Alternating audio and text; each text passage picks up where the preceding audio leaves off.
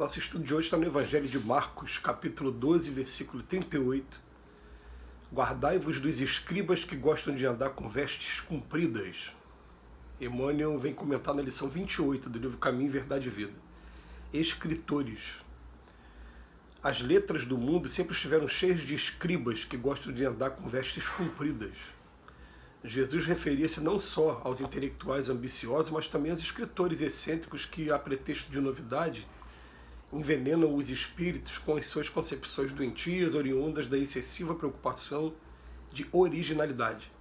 É preciso fugir aos que matam a vida simples. O tóxico intelectual costuma arruinar numerosas existências. Há livros cuja função útil é de manter aceso o achote da vigilância nas almas, de caráter solidificado nos ideais mais nobres da vida.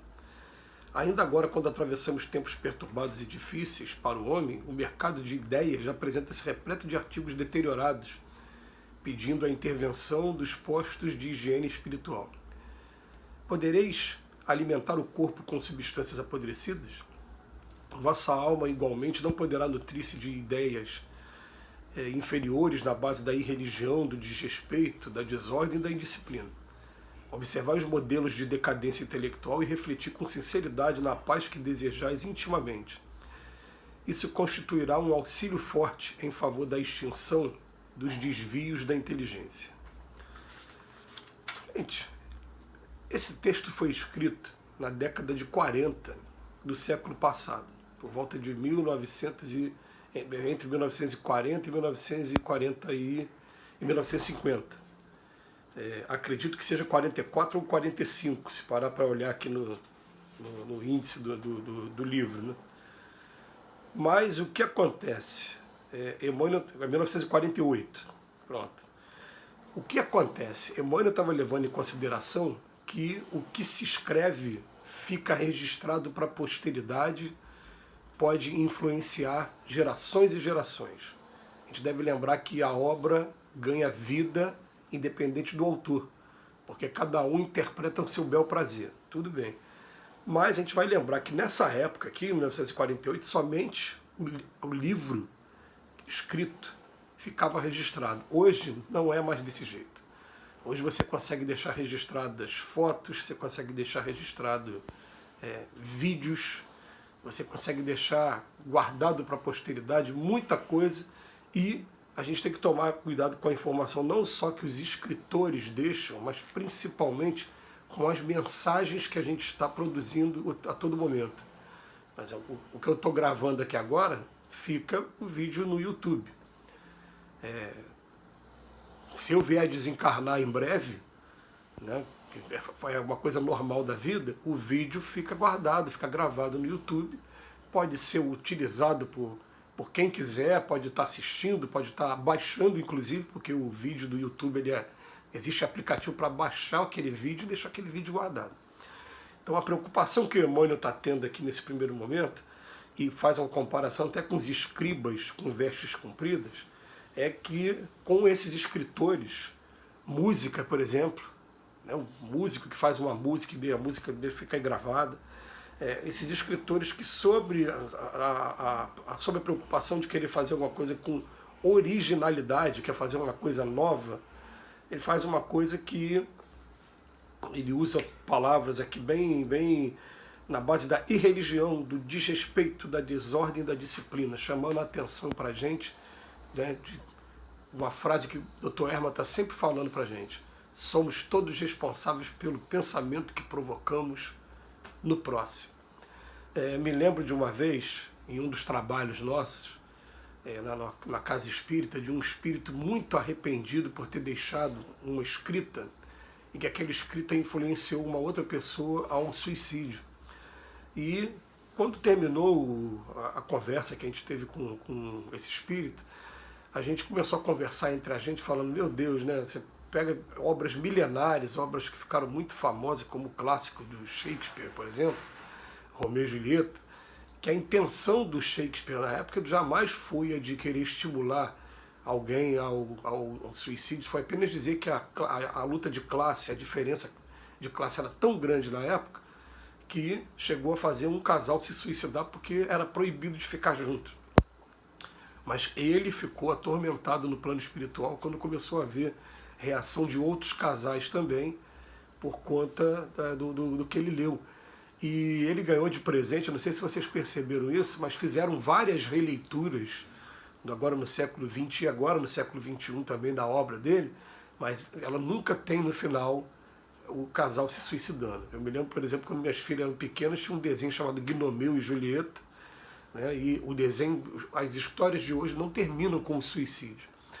Então o que acontece? A gente tem que tomar muito cuidado, principalmente eu falo por mim, que eu fui educado pelos mestres da música brasileira, porque eu sempre gostei muito de música, sempre ouvi muito música. Então quando eu fazia primeiro grau, segundo grau na nossa época, aqueles cadernos de 10 matérias ou de 20 matérias, a última matéria era toda dedicada, no meu caso, a escrever trechos de letras de música.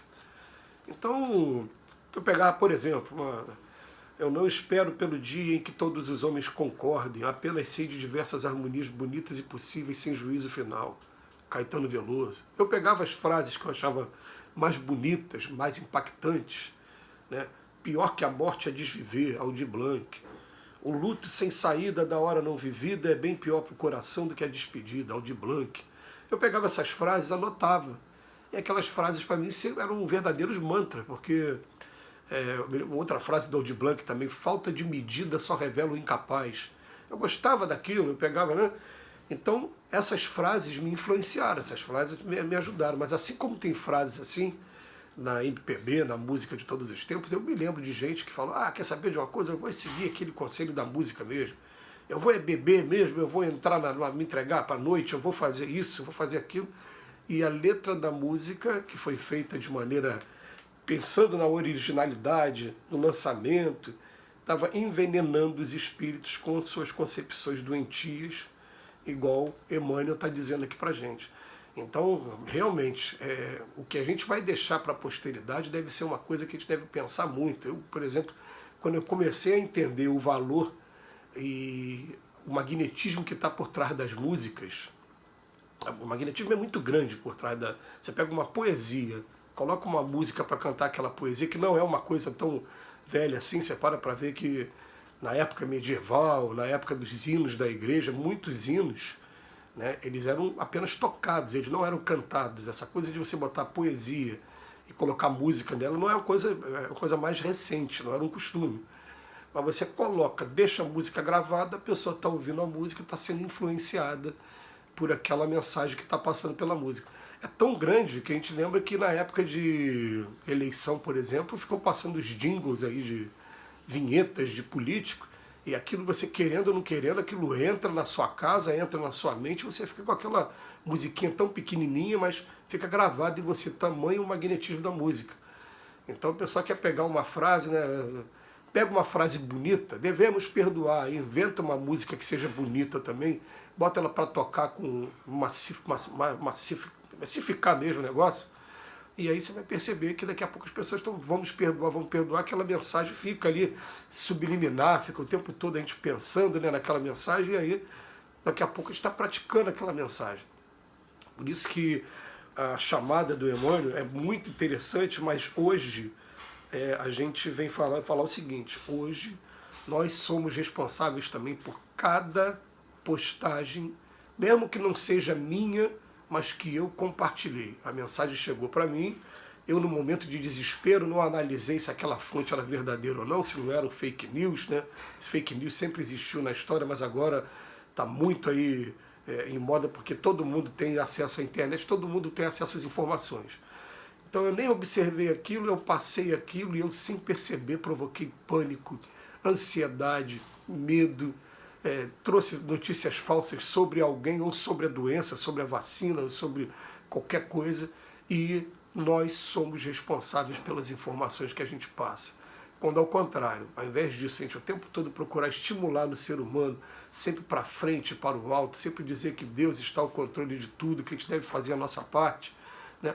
Aí a coisa começa a mudar. Então fica aí a mensagem de Emmanuel, em que nos dias de hoje ela vai ter um valor muito maior do que apenas para os escritores que publicavam livros na época.